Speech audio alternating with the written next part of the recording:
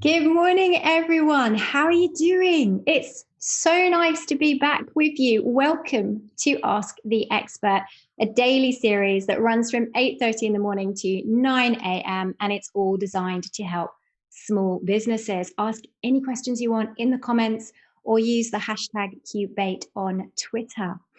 If you need any more advice, don't forget you can join the official Intuit QuickBooks small business community, SMB community, to really find out more. Accountants and business experts are on hand 24/7.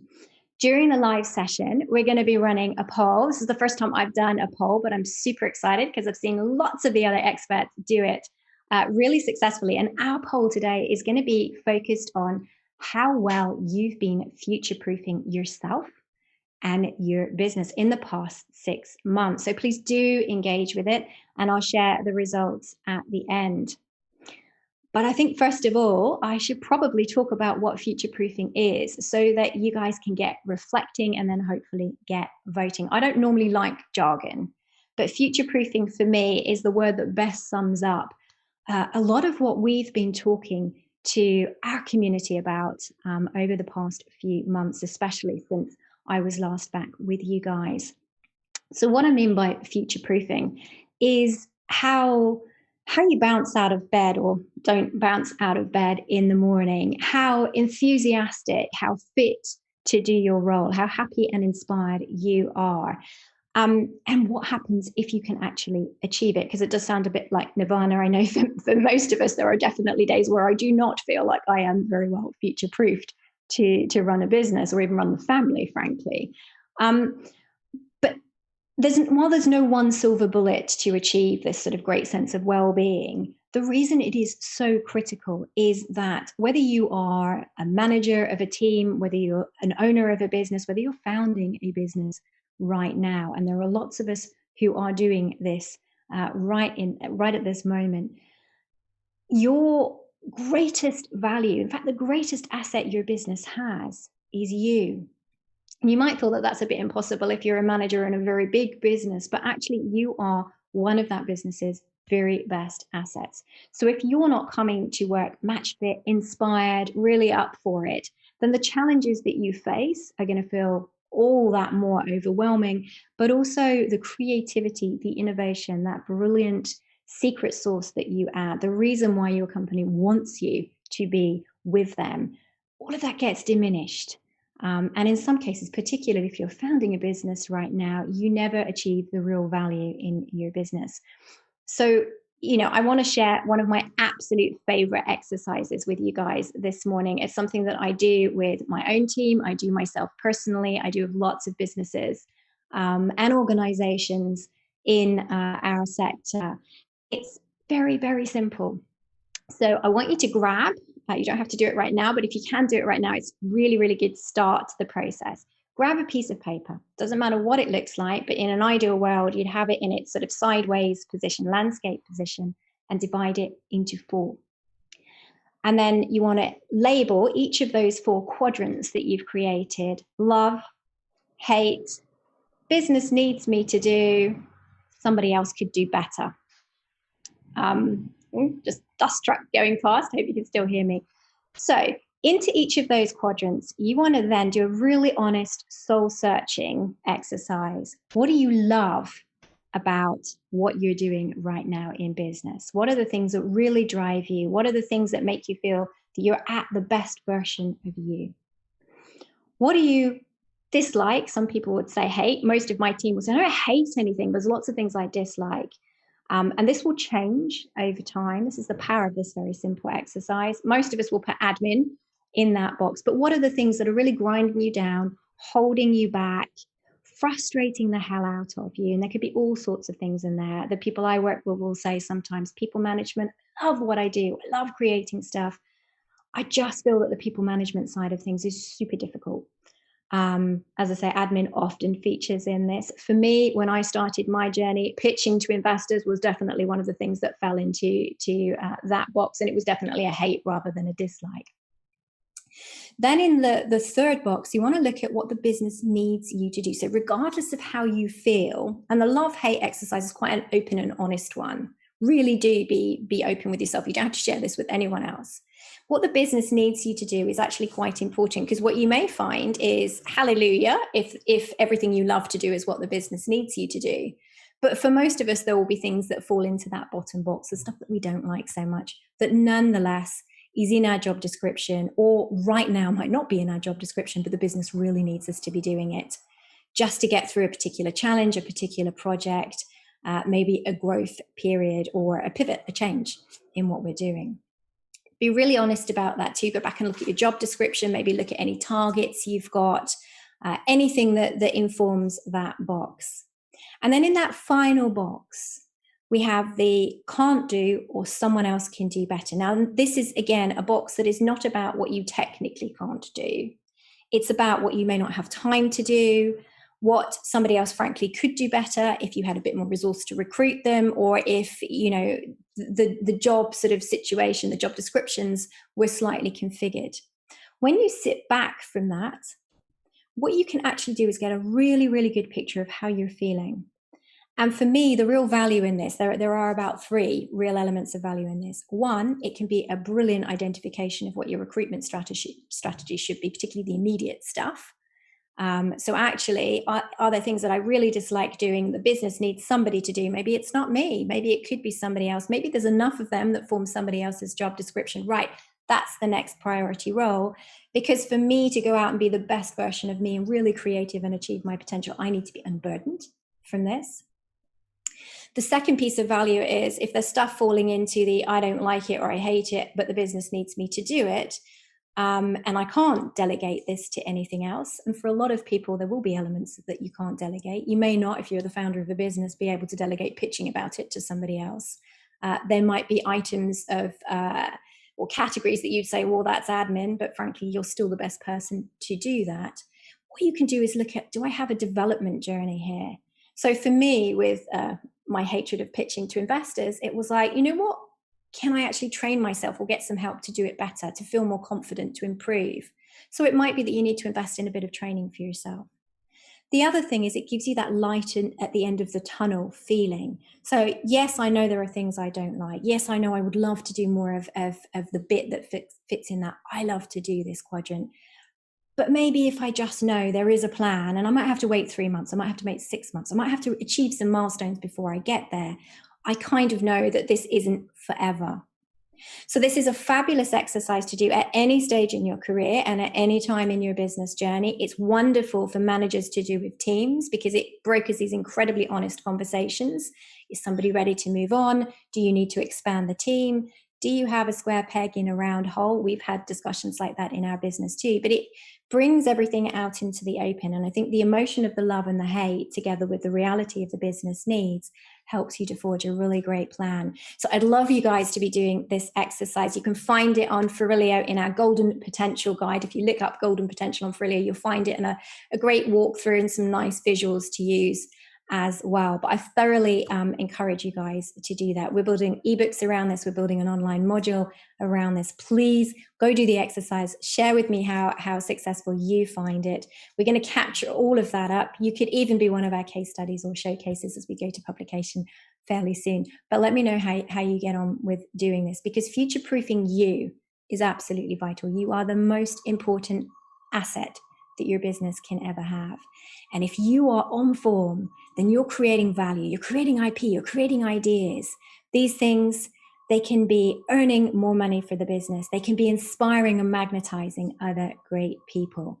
So really understanding your pass the baton plan, really getting to grips with what unlocks the best version of you, especially in challenging times like these, will enable you to make more informed decisions about how you're running your business. So the materials I've just mentioned, the ebooks and the online courses that we'll be launching really soon, they'll be looking at lots of elements of how you future-proof you and your business. But I really wanted to share that exercise with you guys this morning. And as I said, I think it's the most powerful thing that any of us as individuals can do, but also with anybody that we manage. Keep coming back to it. It will change. You will keep shifting things around as you go on. Right, it is question time. I love these questions. Thank you so much, guys, for sending me your questions. My very first question is from Mina. She's on Twitter DM. Thank you, Mina. Hi, Merlie. Do you have any tips on cascading a future-proofing mentality onto employees? Oh, fabulous question.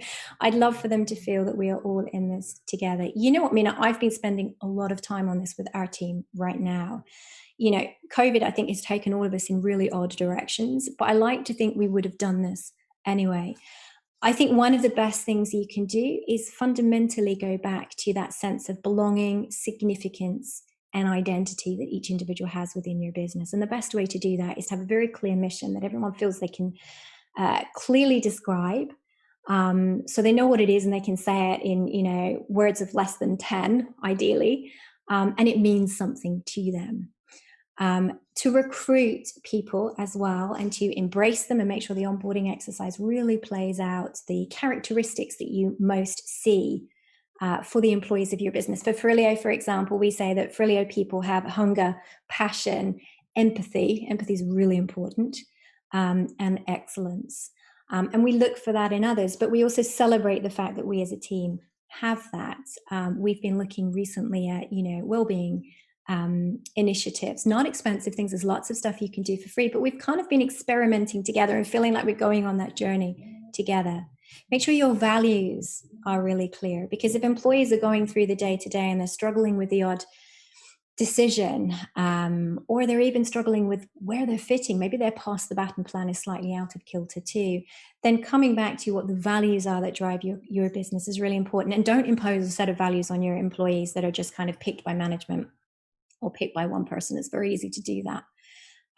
Really make sure that, you know, if you're doing it for the first time, everybody embraces those values and come back to human values. There's a wonderful exercise again on Farillio that pulls together some of the very best advice I've had as a founder, but also our peer group have had.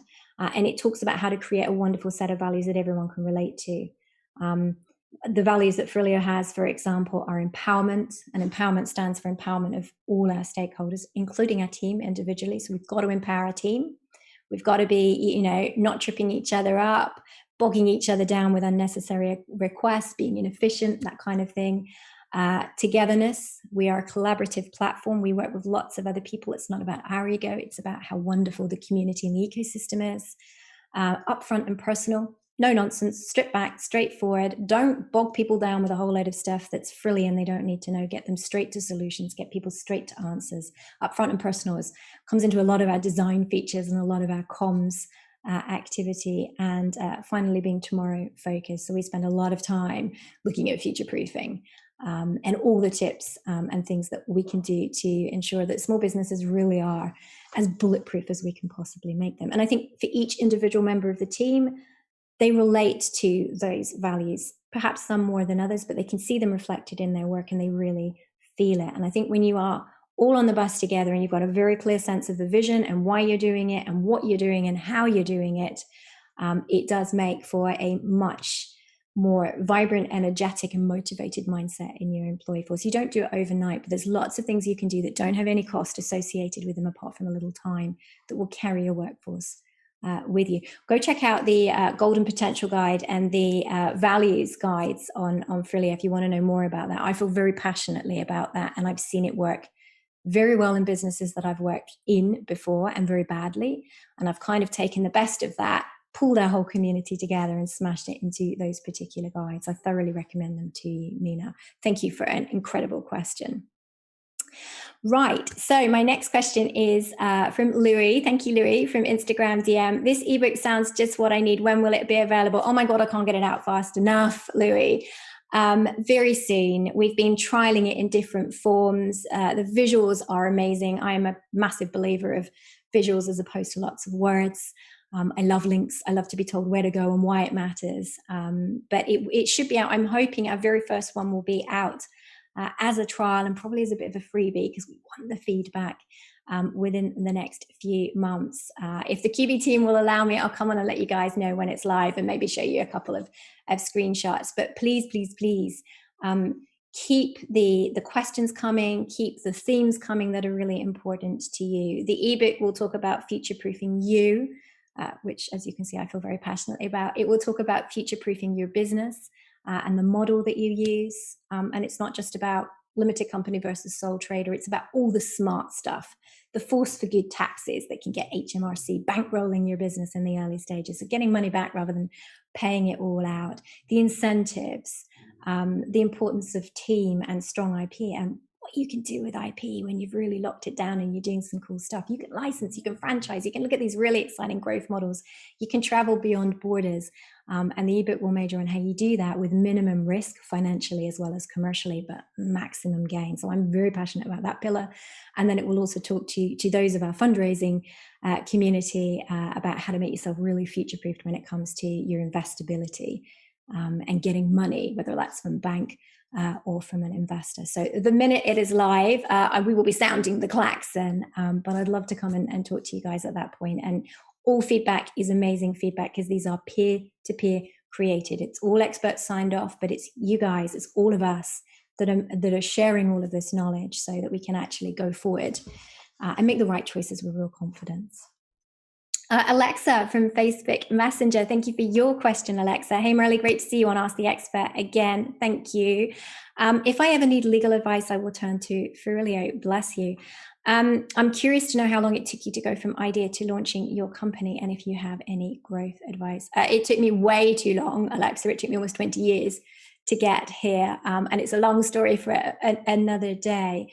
But I built a prototype of Farillio previously. I was amazingly lucky, and it was complete fluke. I was headhunted by a business I'd never considered working for because it was in a sector that I just didn't find appealing. My background is music industry, drinks industry, diamonds, and I ended up in insurance, which was not the plan.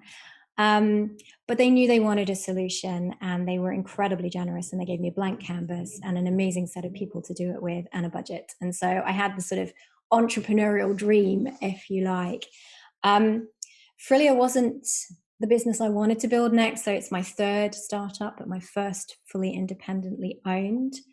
I wanted to build an ed tech, and I'm building education, as you can probably see, into Farillio every single day because I'm passionate about the sort of knowledge is power, but only when it's shared theme. But from making the decision to go independent and launch Farillio, which I took in February 2017, it was fast. And I attribute a number of things to that. Alexa, first was the fact that I'd done it before. So I kind of knew what I wanted to do. I just wanted to do it differently and better, clearly. So that there was that kind of knowledge in the background. But what really powered me forward, and I would encourage anyone who's considering launching a business or launching a new project or going and experimenting someone with something to do this, I worked with freelancers. I worked with an amazing set of freelancers who were really experienced, really motivated. Yes, they had a cost, and I had to bootstrap us through, and that was slightly eye-wateringly painful, but absolutely worth it.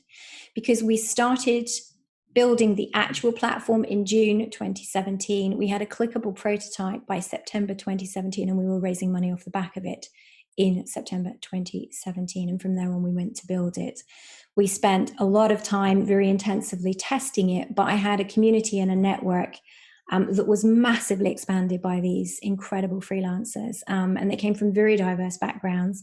Some of them were so amazing, they actually chose to stay with the business and become employees and stop doing what they were doing, which for me was a massive compliment to what Farillio's vision and mission is.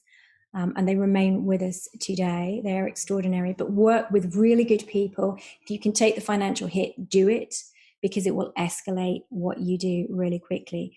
So between starting to build it in June 2017 and launching, we launched in April 2018. And from there on, it was kind of, beta, take on the world, just keep going. You never stop that momentum, but it's starting with incredible people early on. Was brilliant. And I think the important thing also that freelancers enable you to do is the people you start with aren't always the people that you grow with. So if you're working with excellent people, but who don't have an expectation of being employed, the dynamic is very different. You come to the end of a project, you come to the end of a phase, everybody has a very open conversation about, are these the right people to keep going forward? And if they're not, they'll help you find the right people that are. So you can do it really quickly, but have a really, really good plan, have very good people around you, and just keep the pace. Again, we talk about that a lot in the future-proofing materials that we're about to publish. Angela from a Twitter DM. I'm hoping you have some advice. I didn't get the full amount back on my holiday package, which was cancelled due to COVID. I'm so sorry to hear that, Angela. I think there's a whole community of us that fit in that box. I've had it happen to me twice this year already. I was wondering if you know where I can turn. Do you know what? I think some of the best advice you can find is on the ABTA website.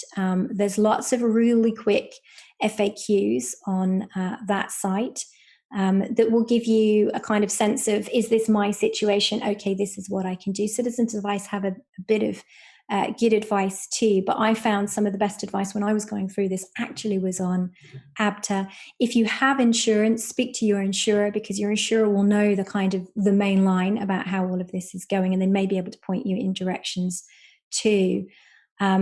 I think this is an awful situation. Most of us are already mourning the lack of the holiday that we thought we were going to have this year, but to be out of pocket as well is not great. There are voucher systems that people can offer you. Depending on whether it was a package holiday, it looks like yours were, you should have the full amount back by law. And again, ABTA will tell you the exact specifics of that. If you haven't got the full amount back, it may simply be that the company itself has gone down. But again, there are levers and backstops that you can learn about on the ABTA site too. I hope that helps. I'm really sorry that, like me, you're in a very frustrating position too. But if there's anything more that we can do, reach out on live chat. But I would go to ABTA first for sure.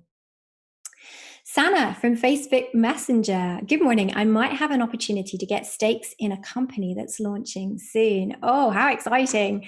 From a legal point of view, I just wanted to ask if you have any advice on things I should think about while being in the decision phase. So by stakes, I'm assuming that this is shares of some sort, Sana. Do your due diligence. And by that, I mean really look into the background of the founders.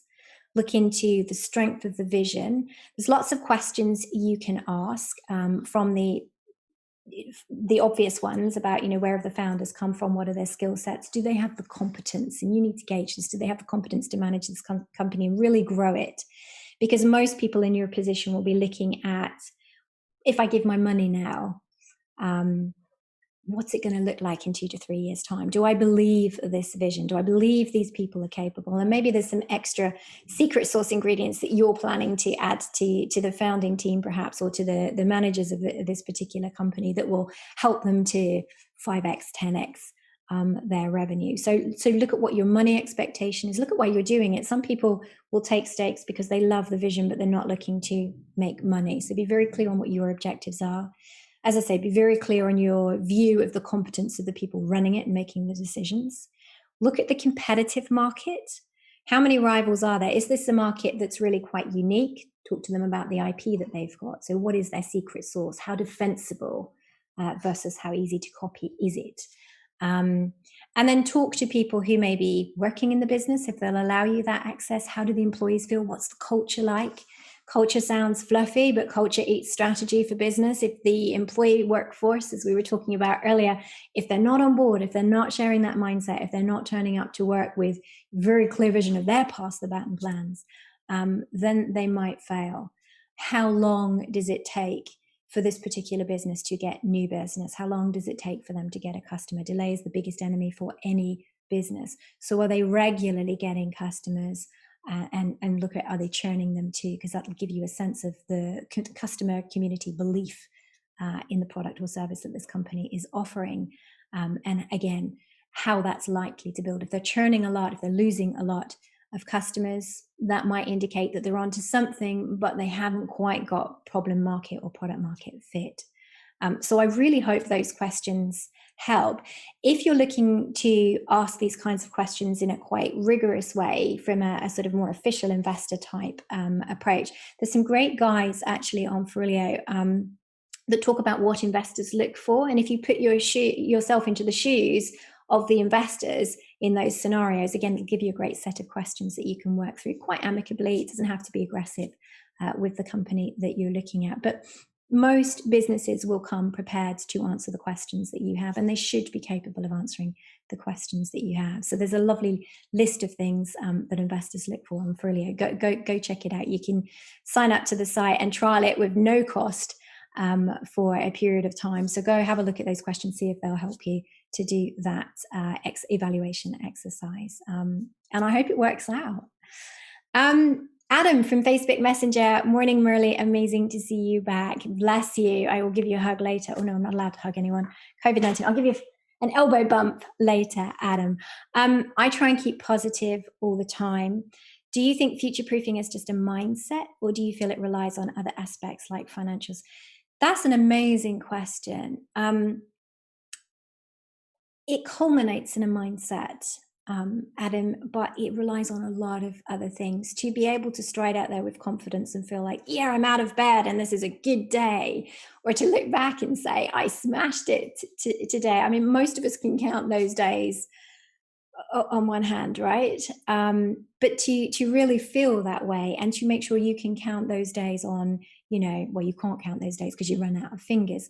It relies on a lot of things. Financials, yes, but there are a lot of things that combine to make you happy with your financials. Again, it comes back to these pillars. Are you operating smartly? Are your team inspired? Do you feel that actually you're in the right position? I had an amazing conversation with a business that I love and I support as and when I can recently, where the founder actually turned around and said, you know what, I've been doing my pass the baton plan.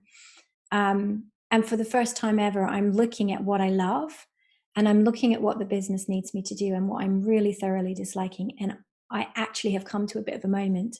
I don't think I'm the person to steer the business to this next phase of growth. I actually want to carve out a role that, keeps me within the business. I've still got my founding shares. I still love what we're doing. I just don't want to be pushed into a direction that doesn't feel right for me. And I thought that was really powerful, because it is about mindset, but it's also about what the business needs going forward. And this is why I say that super simple exercise is so powerful. It's so helpful in everybody evaluating, once a quarter. Maybe if it's really too time consuming, a couple of times a year. But if you do it, it gives you that sense of what is it that really matters. But no, I think in answer to your question, Adam, it's a combination of factors that give you that mindset. And you're not going to achieve that mindset without looking after them. Many of them are not that complex and they can be done. It's kind of just knowing about them, which is exactly why we're publishing the ebook, because people share this information with us all the time, but it's not scalable. So we're making it so. But it's an amazing question, Adam. Gianni from Twitter DM. Hi, my business partner and I have started to drift apart the last couple of months. It's been a tough period. And I don't share the same goal and vision any longer. I'm beginning to think it's best if one of us buys out the other person. Would you recommend getting a mediator or legal person in to help from the start, or rather to help out with all the paperwork in the end? Do you know what? I've been talking about exactly this with one of my favorite experts who happens to be a mediator, and he works with a lot of co-founders in exactly this position. And in fact, one of the businesses I spoke to yesterday is just starting on this journey, but deeply concerned about this happening. Co-founders falling out or just reaching a point where they want different things is one of the top reasons why small businesses and startups don't go any further. Again, depending on your circumstances and what you personally want, yes, absolutely, I would recommend speaking to a mediator. In fact, I would recommend John any day. So John from Abune, Abune, look him up. He's a fantastic chap. He's done this multiple times over. If you are making the choice between you of who goes, who stays, and what that means, in an ideal world, I suspect you want to keep this business going. You've invested blood, sweat, and tears in this. Giving up and just walking away and shutting it down is a horrible thing to do with something if you still believe that there is a vision and a potential for it. Some of the best startups, the unicorns and those who might be the future unicorns behind them, we all know the brand names. I won't mention them now, but I know some of them personally incredibly well.